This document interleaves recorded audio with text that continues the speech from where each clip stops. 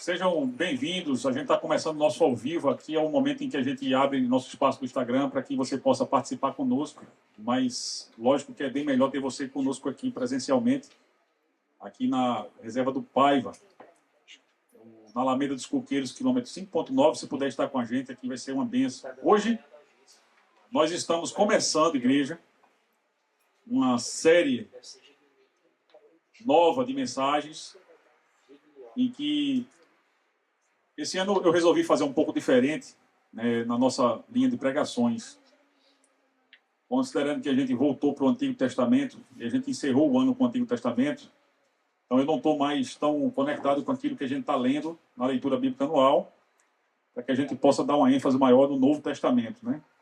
Então, assim tem sido. Eu quero começar hoje uma série de pregações chamada 7 Sinais. Eu não sei se você já percebeu, mas o livro de João registra 7 sinais que Jesus realizou com uma finalidade de que as pessoas crescem que ele é o Filho de Deus e, crendo, tivessem vida no nome dele. E a partir de hoje, né, então até ali o iníciozinho de março, a gente vai estar meditando nesses 7 sinais numa série de pregações bíblicas. E hoje nós vamos estar enfatizando a transformação da água em vinho.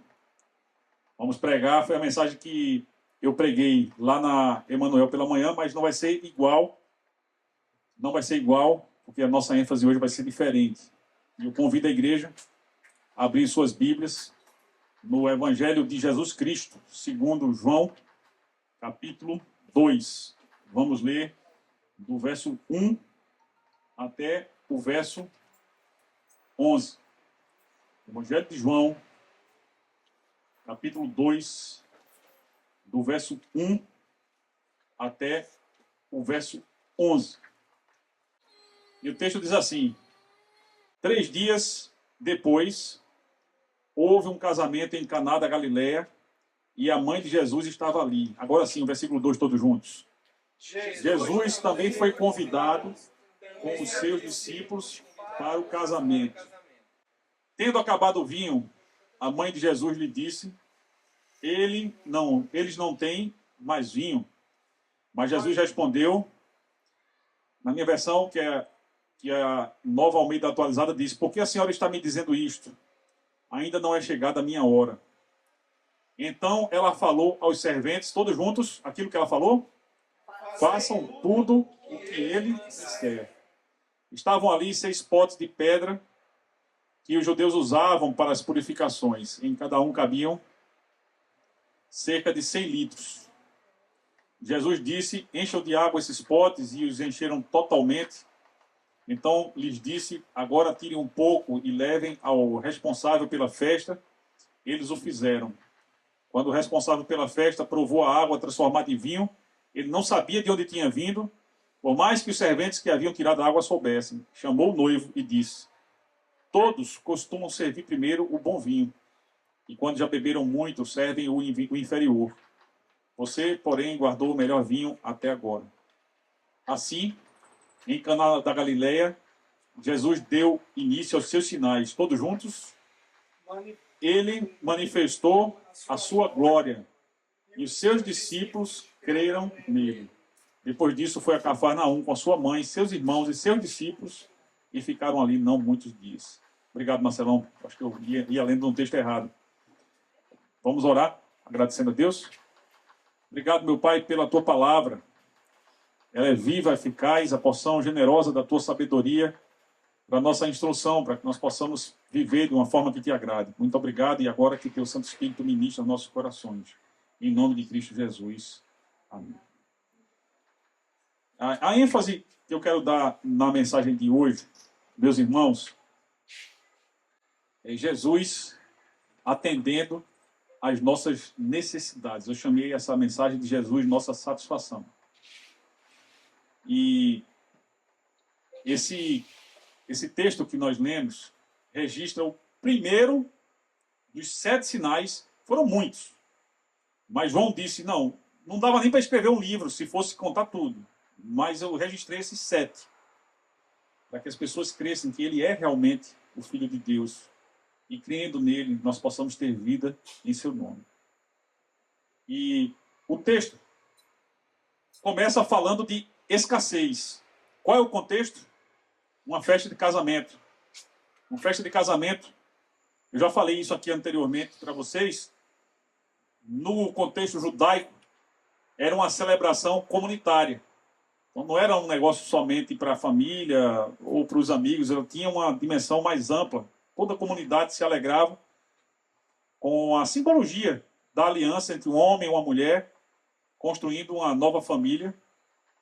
E por trás dessa figura do casamento, ali em Caná da Galileia, está o fato de que o primeiro sinal que Jesus realiza era o início de uma nova família que Deus estava fazendo através da fé no seu Filho. Aquilo que Paulo, em Efésios 2, lá no verso 19, ele chama de família de Deus. Aqueles que creem no nome de Jesus. Então, Jesus, ele dá início a uma nova fase na história. Não é à toa que no mundo ocidental a gente divide a história em antes de Cristo e depois de Cristo, porque, na verdade, a salvação que foi prometida pelos profetas, por Moisés, essa salvação estava se tornando, então, realidade através do Filho de Deus, que se fez um ser humano, como ele, como você, para nos mostrar como obedecer a Deus até as últimas consequências que para ele foram a morte na cruz. É talvez por isso, por estar destinado para a cruz, onde na sua morte Deus seria glorificado através da sua ressurreição, é provavelmente por isso que quando Maria chega para Jesus e diz, eles não têm mais vinho, na sua versão deve estar escrito quando ele fala, que tenho eu contigo, mulher? Essa resposta de Jesus, a gente lê e parece que pega a gente meio de través, assim, é um negócio que é meio curioso, porque essa resposta que Jesus deu parece uma afronta, né? Parece um desrespeito, mas não, é porque na cultura deles isso significava uma outra coisa. Por exemplo, quando ele chama Maria de mulher, ele não está desrespeitando Maria, ele está, na verdade, é como se ele estivesse chamando ela de senhora. E quando ele diz que tenho eu contigo, Davi falou sobre isso, Elias usou essa expressão. Essa expressão era muito comum em Israel para manifestar um ponto de discordância. E fica claro que, quando ele diz ainda não é a minha hora, fica claro que Maria desejava algo que ainda não era o momento. Possivelmente não era simplesmente a resolução do problema do vinho, porque isso ele satisfez. Eu imagino que Maria estivesse ali, quem sabe, a ponto de declarar que Jesus era o Messias que todos esperavam. Mas Jesus disse, ainda não é a hora de eu ser glorificado. E provavelmente ele falou isso porque a expectativa que os israelitas tinham a respeito do Messias eram expectativas irreais, completamente diferentes daquilo que Deus estava oferecendo ao povo. As pessoas esperavam um libertador político, militar, alguém que viesse para subjugar Roma e restaurar a independência de Israel. Pouca gente sabe que, pouco mais de 100 anos antes de Jesus nascer, Israel foi livre de toda a opressão e jugo, quando ele conseguiu, através da revolta dos Macabeus, que na Bíblia Católica está registrado no primeiro livro dos Macabeus, e não está na Bíblia dos Evangélicos. Nós temos a concepção de que é um livro histórico, mas um livro de um valor importantíssimo do ponto de vista histórico para nós, primeiro dos Macabeus. E ali está escrito que houve uma grande revolta no período grego, e aquela revolta terminou com a libertação de Israel, e terminou Israel entrando numa guerra civil entre fariseus e saduceus, e aí pediram ajuda a Roma, Roma entrou e dominou tudo de novo, e eles perderam a liberdade, só que muita gente ficou saudosa daquela curta independência que eles tiveram, ainda mais confiando nas promessas messiânicas de um rei que descenderia de Davi, que venceria todos os seus inimigos e cujo reinado seria eterno. Então as pessoas focaram muito no Messias político e não no Messias espiritual, que é o que Jesus estava oferecendo, que Deus estava oferecendo através de Jesus. Então talvez por isso que Jesus tenha sido cauteloso. De fato, ele não revelou publicamente que ele era o Messias logo de início. A gente percebe que ele vai realizando seu ministério até o momento em que ele julga que era apropriado fazer isso. Mas na frente, na festa dos tabernáculos, os irmãos dele, quando ele já estava prestes a morrer, porque já queriam matar Jesus de todo jeito, os irmãos dele dizem assim, vai lá e te apresenta, porque ninguém que quer ser reconhecido fica escondido, vai lá e se apresenta. E Jesus disse, ainda não é chegada a minha hora. Vocês não cogitam das coisas de Deus. O que é que ele estava querendo dizer com isso? Que no momento da glorificação dele ainda não tinha chegado. E para que isso acontecesse era necessário passar pela cruz. Mas ele estava ainda no início do ministério. Só que ele dá início ao ministério dele, né, de uma forma extraordinária. Logo depois de ter passado pela tentação no deserto, ele está realizando seus milagres, sua estadia ali naquela região da Galiléia, onde ele viveu a maior parte do tempo em Nazaré. Ali ele faz os primeiros discípulos, e os discípulos de Jesus, provavelmente os 5 primeiros discípulos, né, como Natanael, como Filipe, como André, como Pedro, acompanham Jesus àquela festa de casamento onde Maria estava. E Maria tem a sensibilidade, o texto diz, Maria, mãe de Jesus, é importante isso, porque a ênfase aqui é no filho. E a mãe intercede junto ao filho para que aquela necessidade daquele casal fosse suprida. A festa judaica, que era uma festa comunitária, durava vários dias, gente. E como ainda hoje é uma honra para um anfitrião receber bem os seus convidados. Você imagina que um dos elementos principais da festa, que era o vinho, que como diz o Salmo 104, ele alegra o coração. O vinho, ele sempre foi entendido na Bíblia como sinônimo de alegria, embora alguns, como Noé, tenham feito mau uso dele e tenham pagado um preço caro por isso. Então a Bíblia não vai em momento nenhum estimular a embriaguez, mas usa o vinho como elemento simbólico. Por quê? Porque o vinho, ele sempre simbolizou o sangue de Jesus. Sempre. Muito antes de Moisés, Abraão volta de uma guerra de 4 reis contra 5, vitorioso, quando trouxe seu sobrinho Ló, que havia sido levado prisioneiro e um espólio de guerra enorme, e se encontra em Salém, posteriormente seria Jerusalém, e o rei de Salém, Melquisedeque, né, traz pão e vinho. Ali é um símbolo, né, da vitória que o próprio Deus prometia para o seu povo. A vitória contra os seus inimigos, principalmente os inimigos espirituais, porque a nossa luta não é contra a carne, nem contra o sangue, mas contra os principados e as potestades, contra os reinos desse mundo de trevas que dominam a vida de muitas pessoas.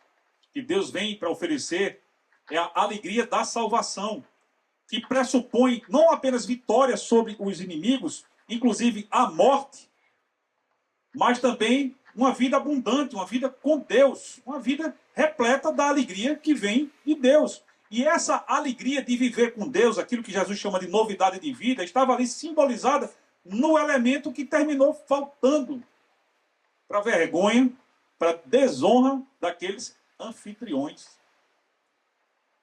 Quando Maria percebe que Jesus vai agir, ela dá instrução para os servos e diz, façam tudo o que ele disser. De manhã, pensando sobre isso, lá na Emanuel dizia que esse mandamento de Maria, todo cristão está obrigado a obedecer. Aliás, foi o único mandamento que a Bíblia registra que ela trouxe na Bíblia. Façam tudo o que ele disser. E é exatamente o que é feito. Isso vai fazer a diferença. Observe que os servos ficam à disposição de Jesus. Jesus diz, né, pegou 6 talhas de pedra que eram usadas para a cerimônia de purificação. Observe que a gente tem visto sobre essa cerimônia de purificação em Êxodo e Levítico, que a igreja está lendo. Né? E aquelas talhas eram servidas para quê? Para lavar as mãos, para limpar aspergir sobre o corpo do sacerdote, para que os sacrifícios pudessem ser oferecidos, para limpar alguns utensílios. Aquelas talhas estavam ali, 6 delas. A tua versão provavelmente diz que ele tinha 2 ou 3 metretas. Cada metreta tem 40 litros, 39 na verdade. Então você imagina que cada uma tivesse ali entre 80 e 120 litros. A minha versão já foi logo na média ali, logo 100. E aí na verdade, o que é que acontece ali? Jesus manda encher aquelas talhas de água. e o milagre acontece. Por quê? Porque Jesus interveio para resolver aquela situação. Ele diz aos servos: tomem uma prova e levem ao mestre-sala. Nos casamentos de hoje a gente tem a figura do mestre de cerimônia, né, que fica ordenando quem entra, quem sai. Naquela época era mais importante o mestre-sala, que era quem cuidava da comida e da bebida. E aparentemente, pelo texto, esse homem ele estava completamente alheio àquilo que estava acontecendo nas mãos de Jesus. Por quê? Porque ele não se dá conta de que naquelas talhas, de onde foi tirada a taça, onde foi colocada a taça que o serviu, havia água, antes de Jesus mandar levar para ele. Né? E eu posso imaginar o que passou na cabeça dos servos que viram, que eles mesmos encheram aquelas talhas de água. Eu posso imaginar quando eles percebem que aquela água de transparente ficou cor de vinho. E ouvindo Jesus dizer: pega aí uma prova e leva para o mestre-sala. E quando o mestre-sala bebe, aquilo que ele fala diretamente para o noivo é o registro de que o milagre aconteceu. Ele fica impressionado porque algo incomum acontece naquele dia. O que era comum? Ainda hoje é comum, né? É você ter algo melhor para oferecer, você oferece no início. E depois que as pessoas já comeram ou beberam, né? Por exemplo, vamos falar do refrigerante, né? Você vai servir primeiro para o seu convidado, né?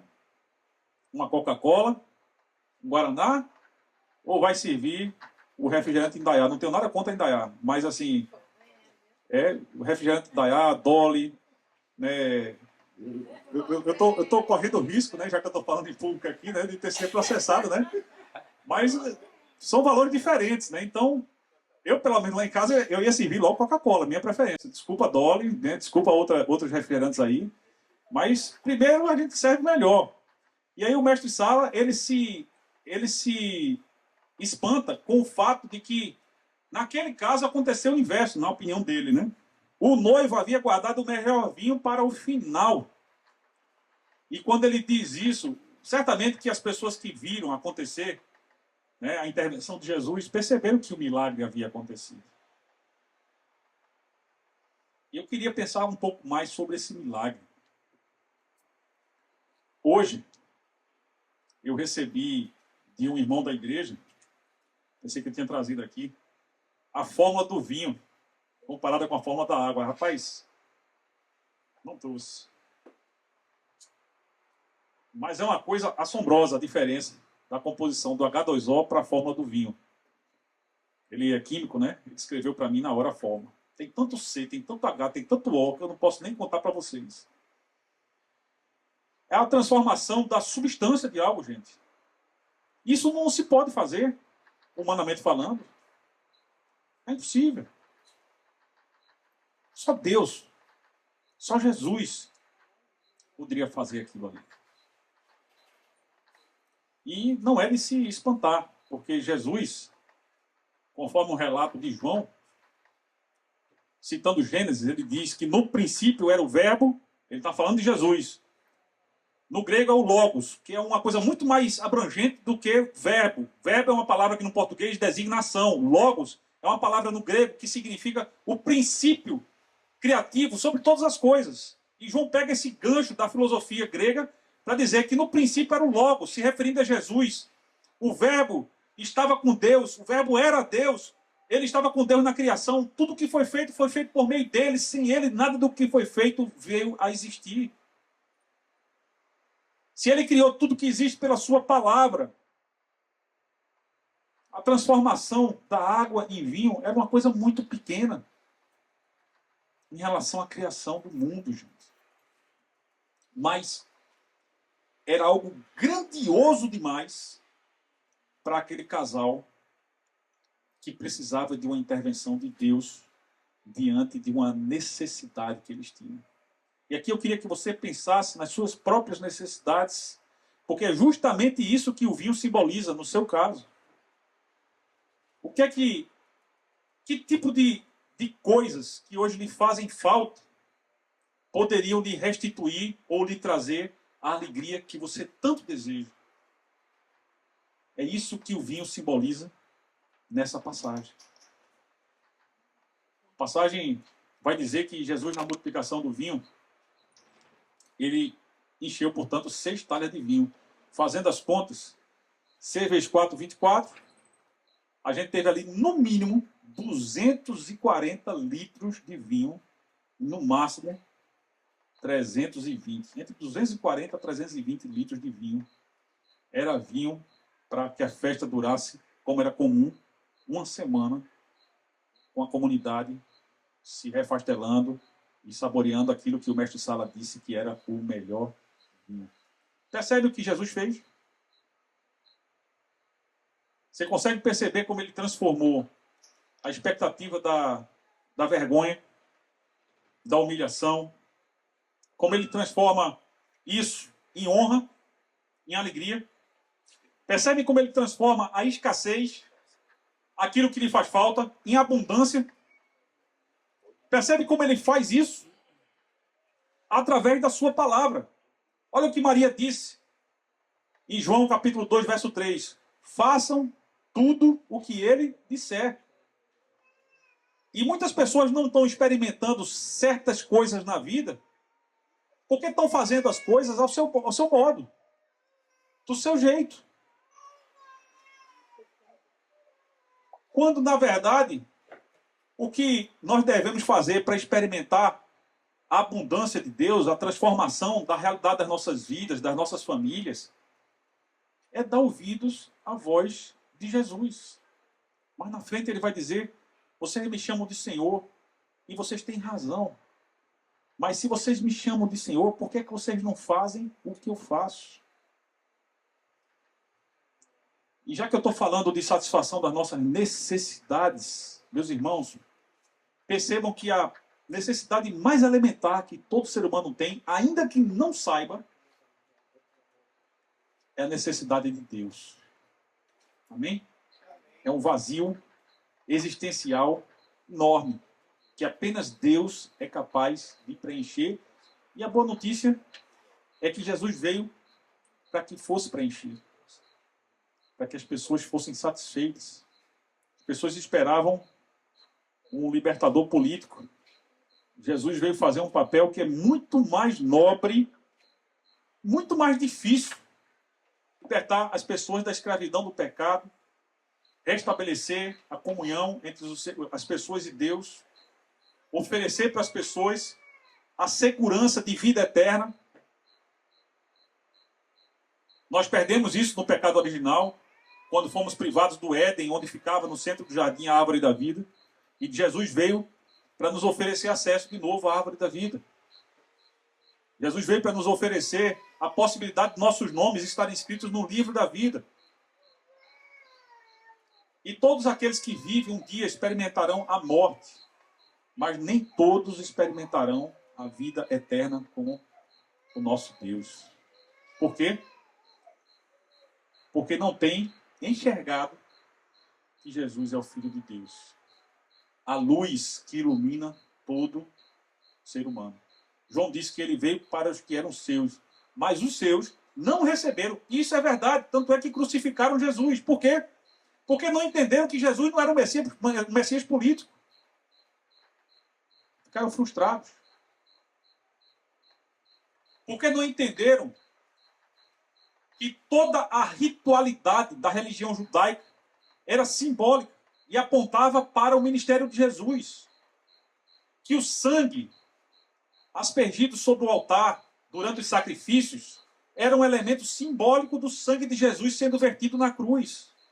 Que a carne sendo consumada ali como oferta pelo pecado simbolizava o corpo de Cristo, que foi dado por nós, para que nós pudéssemos ter livre acesso a Deus e comunhão uns com os outros em paz. E a alegria de viver, a alegria do Espírito, que Jesus veio para nos oferecer. São ideias que podem corresponder àquilo que Jesus queria dizer quando disse, eu vim para que vocês tenham vida, e vida abundante. O que é que ele estava dizendo com isso? Vocês estão espiritualmente mortos. Vocês têm necessidades que vocês nem se dão conta disso. E eu vim para satisfazer as necessidades de vocês, aquilo que vocês realmente precisam.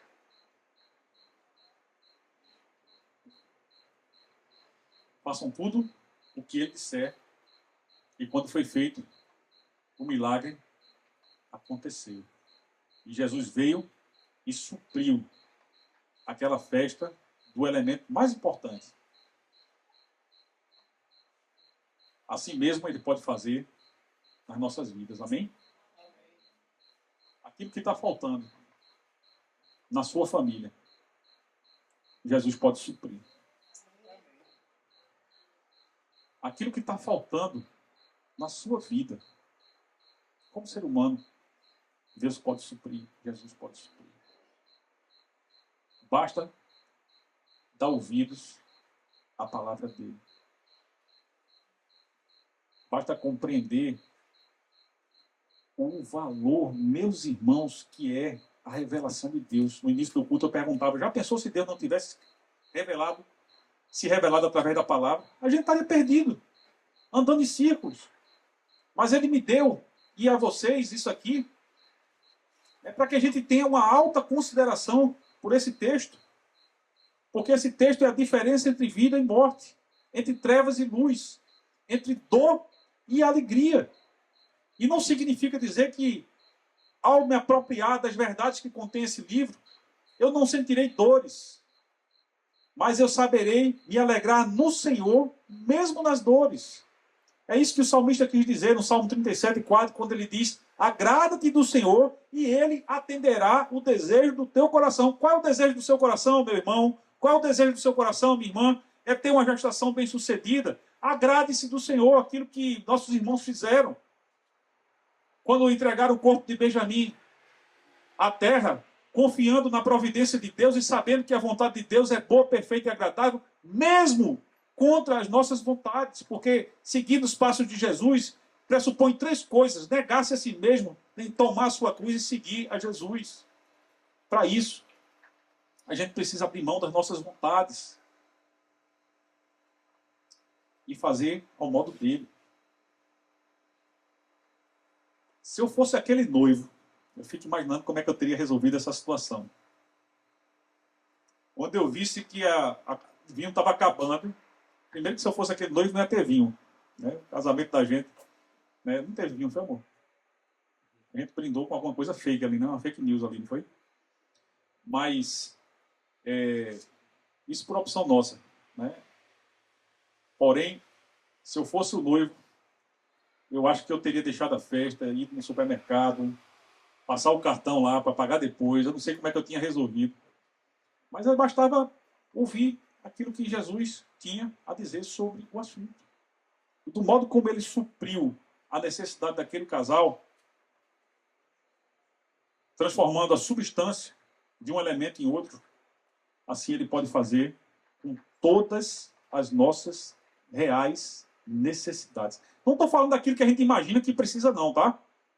Porque a gente imagina que a gente precisa de muitas coisas. A gente imagina que a gente precisa de 2 casas, de 3 casas. Quem sabe a gente quer uma casa e tem uma casa, agora eu quero uma casa na praia. Agora eu quero uma casa no campo. Né? Agora que eu vou ter uma casa no campo, eu quero painel solar para poder não gastar energia. E aí a gente vai fazendo projetos. Quando, na verdade, quando a gente partir dessa vida, a gente não vai levar nada. A gente não vai levar as casas, os carros, as roupas, os perfumes. A gente não vai levar nada disso. Essas coisas são conveniências que Deus permite que a gente tenha, e elas têm algum propósito, muito temporário, muito passageiro, mas aquilo que a gente vai realmente levar é a nossa fé. Daquele que foi rejeitado pelos seus, e a respeito de quem João disse que quem o recebeu, a saber, aqueles que creem no seu nome, deu-lhes o poder de serem feitos filhos de Deus. Entraram na família de Deus, e aquele casamento, que é o início para uma nova família, também se torna um símbolo da nova família que Deus estava fazendo através da fé no seu Filho, Jesus Cristo, nosso Senhor. Amém? Estava começando algo novo. Família de Deus é uma família de homens e mulheres que creem em Jesus, que o aceitam, que o recebem como Senhor e Salvador das suas vidas, e que passam a caminhar de acordo com a palavra de Deus. Semana passada, eu estava falando aqui da tentação, das tentações de Cristo. Lembra como é que Jesus conseguiu resistir ao inimigo das nossas almas? Como é que foi? Ele usou a palavra. Ele passou 40 dias em jejum, significa que ele também estava em 40 dias em oração. E Lucas diz que foram 40 dias sendo tentado. Isso não é surpresa nenhuma, meus irmãos. Desde o Éden que foi assim. E esse inimigo das nossas almas, eu costumo dizer que se ele fosse uma empresa, ele ia receber o certificado de funcionário padrão. Porque ele não cansa. O trabalho dele está sempre ele tentando fazer o trabalho dele com excelência. Qual é o trabalho dele? Roubar, matar, destruir. Levar as almas para o inferno. Separar as famílias. Levar as pessoas a se matarem, a se suicidarem. Levar as pessoas a não terem conhecimento da palavra e morrerem sem ter a salvação. Esse é o trabalho dele. E ele chega para Jesus para tentar impedir o plano da salvação de Deus e usa a palavra contra o próprio Jesus, que era a palavra. Jesus responde em Deuteronômio 8 e Deuteronômio 6. A gente viu isso aqui, citando a palavra como convém. E mostrando que quando ele usa o Salmo 91 contra Jesus para tentar fazer com que Jesus se suicidasse, ele na verdade estava completamente equivocado, porque a palavra diz, não tentarás o Senhor teu Deus, e assim ele encerra o assunto dizendo, retira-te, Satanás, porque está escrito, ao Senhor Deus adorarás, e só Ele darás culto. Jesus usa a palavra, meus irmãos. Se a gente não tiver consideração pela palavra, se a gente não tiver curiosidade pela palavra, se a gente continuar achando que a gente não tem tempo para ler a palavra, para meditar na palavra, para entender como ela se aplica nas nossas vidas, simplesmente o vinho vai acabar. E a gente não vai ver os milagres que Deus quer fazer acontecer. Misericórdia. Que a gente possa ter um despertamento para dar ouvido à voz de Jesus, para que os milagres aconteçam. E olha que João não chama de milagres, tá? Ele chama de sinais. E isso, ele é o único evangelista que faz. Sabe por que João chama de sinais e não de milagres, como Mateus, Marcos e Lucas? Porque a interpretação de João é de acordo com o propósito dele de revelar que Jesus é divino, que ele é o Filho de Deus. Muitos não creem nisso ainda hoje. No Alcorão está escrito, numa surata, que Deus não teve filhos. Na Bíblia diz uma coisa completamente diferente. Nós cremos que a Bíblia é a palavra de Deus. Mas se nós cremos, nós temos que ter atenção pela palavra de Deus. Colocar essa palavra em prática nas nossas vidas. Por que é que a gente insiste na leitura anual da Bíblia na igreja? Porque a gente precisa ter a cultura da palavra. Observe que eu não estou nem trazendo mais a palavra aqui como eu fazia antes. Acho que foi a Ana Flávia que sugeriu isso, se eu não estou enganado. Para estimular vocês a trazerem as Bíblias, para a gente não perder o costume de manusear a palavra. Para a gente não perder, né, o domínio de saber o que é o antigo, o que é o novo, onde é que você encontra, porque está tudo conectado. E tudo fala sobre a mesma coisa. A história da salvação que Deus realizou em razão do pecado e das escolhas que os seres humanos fizeram. Essa palavra fala de restauração e a transformação da essência da água em vinho fala sobre isso também. Restauração. Restauração da alegria, da honra, restauração das vidas de famílias e de pessoas que precisam de uma intervenção de Deus. Talvez você precise da intervenção de Deus em algo muito particular e importante na sua vida. Eu quero dizer para você que esse Jesus, ele continua tão poderoso quanto antes e ele pode fazer a obra que você necessita. Amém? É curioso quando ele fez a transformação do vinho, porque o próprio texto da palavra, texto profético de Amós, no capítulo 9, lá no verso 13, falando desse tempo de restauração messiânico, Amós diz que viriam dias, diz o Senhor, em que aquele que lavra alcançará o que segue. O que ele está querendo dizer é que ia ser tanta abundância que a colheita e a plantação seriam contínuas. Não respeitariam mais o tempo das estações. Ia haver colheita junto com a plantação.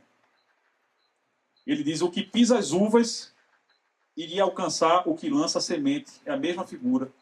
E os montes destilariam o mosto, que é o vinho. E todos os outeiros se derreterão. Quer dizer, Amós usa o vinho como símbolo dessa época de restauração foi prometida pelos profetas e que se cumpriu na pessoa de Jesus Cristo, o nosso Senhor. E eu não estou falando muito do vinho para estimular ninguém ao alcoolismo, não, tá certo? Então, não saio daqui com a desculpa que o pastor mandou beber, não. Não é isso, não, tá bom? A Bíblia, ela não diz que beber vinho seja pecado. Eu não bebo por opção, parei de beber 1 ano antes de me converter. Porém, e não perdi nada com isso. Antes, pelo contrário, eu ganhei muito. Mas a embriaguez é um pecado gravíssimo.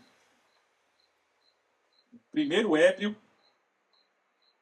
que a Bíblia relata foi Noé, que depois do dilúvio plantou uma vinha, fez uva, escolheu as uvas, fez o vinho e se embriagou, ficou nu e terminou que o filho dele, Cã, foi reprovado por Deus pela atitude que ele teve ao ver o pai nu.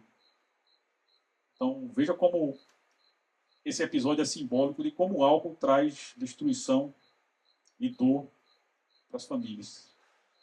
É por isso que Paulo, quando escreveu aos Efésios, no capítulo 5, 18, ele diz: não vos embriagueis com vinho, em que há dissolução, mas sejam cheios do Espírito de Deus. É aquilo que Jesus veio fazer. Jesus, quando transforma a água em vinho, o que ele estava querendo dizer é que o Espírito de Deus estava acessível para que as pessoas pudessem recebê-lo e terem a vida abundante que ele veio para oferecer. Sejam cheios do Espírito de Deus, da alegria que vem de Deus. Sejam supridos da providência que vem de Deus, porque esse Deus providente, ele é capaz de fazer, ele é capaz de transformar toda e qualquer realidade pela palavra, porque pela palavra tudo foi feito. Pela mesma palavra, tudo pode ser refeito. E aquilo que hoje você tem de escassez, amanhã, hoje pode ser a véspera do suprimento integral daquilo que você precisa. Amém? Essa é a provisão de Deus. O melhor vinho. Não era apenas o vinho, era o melhor vinho. Talvez o vinho mais gostoso, mais saboroso que aquele mestre-sala já provou na sua vida. Um vinho maduro, um vinho adocicado, não sei como é que era, mas ele ficou espantado com a qualidade daquela bebida.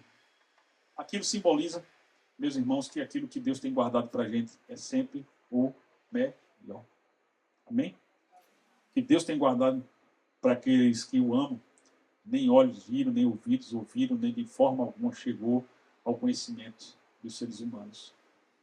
Porque Deus é capaz de fazer infinitamente mais daquilo que a gente pode pedir ou pensar pelo poder dele que opera em nós. Esse é o Deus Criador. Esse mesmo Deus é o Deus Redentor. Esse mesmo Deus é o Deus que é especialista em transformar situações. Mas o propósito maior dele não é suprir as pessoas daquilo que elas precisam. Esse aí, quem tem esse propósito é o gênio da lâmpada. Tá certo? O gênio da lâmpada é aquele que veio para atender os 3 pedidos da gente, né?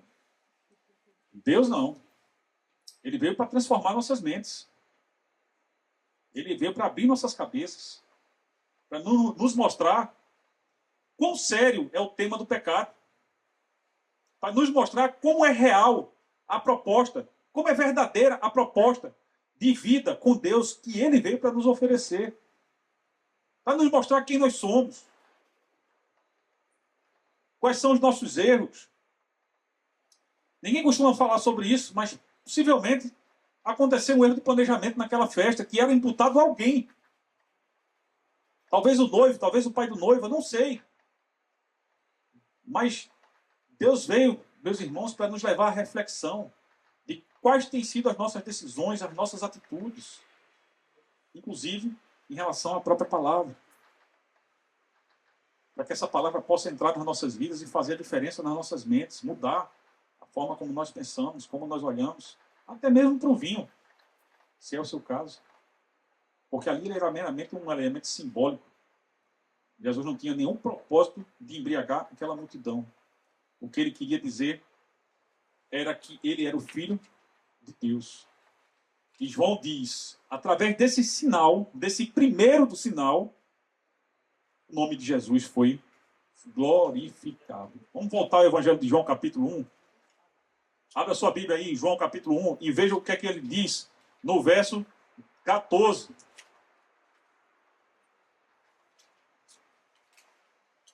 João, capítulo 1, verso 14. Diz assim: o Verbo se fez carne, habitou entre nós, cheio de graça e verdade. Vimos a sua glória, glória como do unigênito do Pai. A glória de Jesus foi manifesta em todos os sinais que ele recebeu, que ele realizou. Primeiro, nas bodas de Caná. E esse foi o primeiro sinal, o primeiro milagre que ele realizou. É importante que se diga isso porque tem muito texto apócrifo aí que diz que Jesus realizou sinais, milagres quando ele era criança. Então, tal do Evangelho de Pedro que fala sobre isso, né? Que são textos que não têm a menor credibilidade, nem histórica, muito menos teológica, porque a Bíblia diz que o primeiro que ele realizou foi nas bodas de Caná.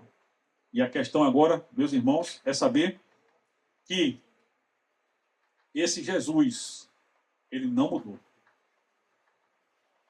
O que pode fazer a diferença para a transformação daquilo que você não tem, daquilo que você precisa, no suprimento dessa necessidade real e importante para você, quem sabe essencial. Lembre-se, Jesus foi convidado para a festa. E o desejo de Deus é que nós estejamos convidando Jesus para perto. Deus sempre disse, ele está perto de quem o busca. Como Bartimeu, que quando soube que Jesus estava em Jericó, não mediu esforços para alcançar o coração de Jesus e curar sua própria cegueira, e as pessoas diziam, se cale, cego. Está incomodando o Senhor, não está vendo que você está sendo inconveniente. E Bartimeu não parava de falar, Jesus, filho de Davi, tem misericórdia de mim. Tem buscado a Jesus desse jeito? Convida ele para fazer parte da sua vida. Convida Jesus para a sua casa. Como é que eu posso convidar Jesus para a minha casa? Abra a Bíblia em casa. Leia a Bíblia com seus filhos. Medite na Bíblia, se esclareça. Quem sabe você possa entrar no grupo da leitura anual da Bíblia e ter a oportunidade de crescer no conhecimento da palavra com a igreja, meditando todo dia uma parte do texto. Você faz tantas coisas. E às vezes alega que não tem tempo. Será que está faltando tempo? Ou está faltando planejamento? Como quem era encarregado de calcular a quantidade de vinho que devia ter naquela festa. Vai acabar o vinho.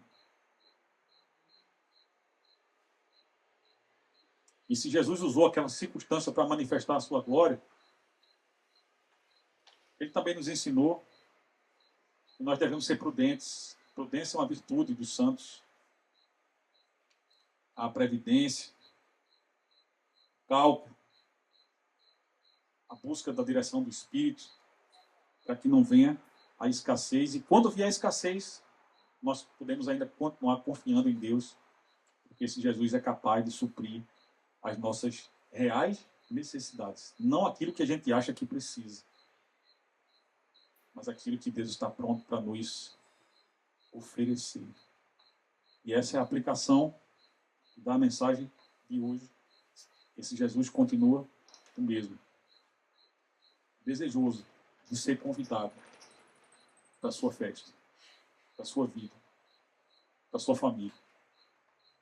Desejoso de que nós possamos fazer tudo aquilo que Ele manda.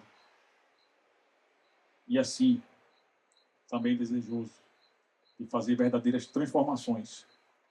Não apenas para nos suprir daquilo que a gente precisa, mas essencialmente para mudar a nossa mentalidade. Para que a gente, a cada dia que se passa, a gente deixa de ter aquela mentalidade do homem velho, da mulher velha. Quando a Bíblia fala sobre isso, é aquele que não tinha Cristo. E a gente passa a ter a mentalidade do homem novo, da mulher nova, que é aquele que recebeu a Cristo e que vive no Espírito a novidade de vida que ele veio para nos oferecer. Pode ser que falte algo, mas quando Deus nos supre, a gente fala como Davi, de quem Jesus era descendente, quando no Salmo 23 ele disse: o Senhor é o meu pastor e nada me faltará. Significa dizer que mesmo que falte alguma coisa, eu vou me sentir suprido, porque eu tenho a Deus e Ele é realmente tudo aquilo que eu preciso. Em outras palavras, essa é a verdade que João queria comunicar quando registrou o primeiro dos 7 sinais. Os outros 6 a gente vai continuar estudando ao longo dessa série, a continuação. Deus abençoe a sua igreja, que essa palavra possa alcançar o seu coração e que você possa fazer uma boa aplicação, convidando Jesus, dando ouvido a Ele, apresentando a Ele as suas necessidades, deixando que Ele faça a obra que Ele tem para fazer. Feche seus olhos, quero orar pela sua vida nesse momento. Deus, eu quero te agradecer pela tua palavra, Deus, porque ela nos fala de um Deus que é próximo, que se importa. Ela nos fala de um Deus amoroso, que jamais exigiu o sacrifício de nenhum filho de um ser humano,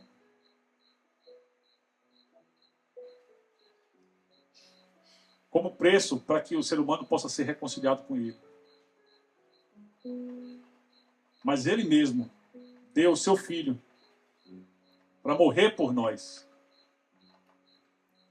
O vinho é um símbolo do seu sangue vertido na cruz para a purificação dos nossos pecados. Nós não queremos mais errar, Senhor.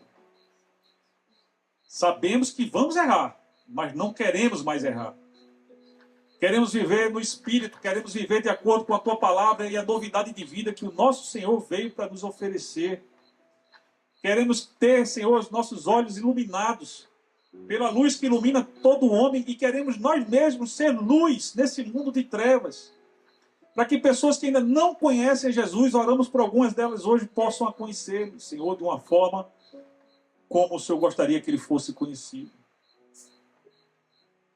Não como uma pessoa que iniciou o movimento revolucionário durante o governo romano, Senhor, mas como teu filho, que quando foi confundido com um revolucionário qualquer e levado para morrer na cruz no lugar de um ladrão, e questionado a respeito do que se dizia dele ser o rei dos judeus, ele disse: o meu reino não é deste mundo.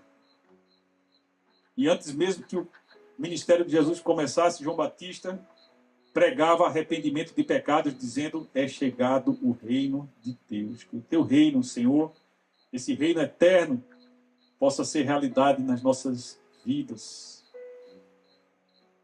Convidando Jesus para fazer parte dessas vidas, ouvindo a sua palavra e experimentando os milagres que o Senhor há de fazer nas nossas vidas, Senhor.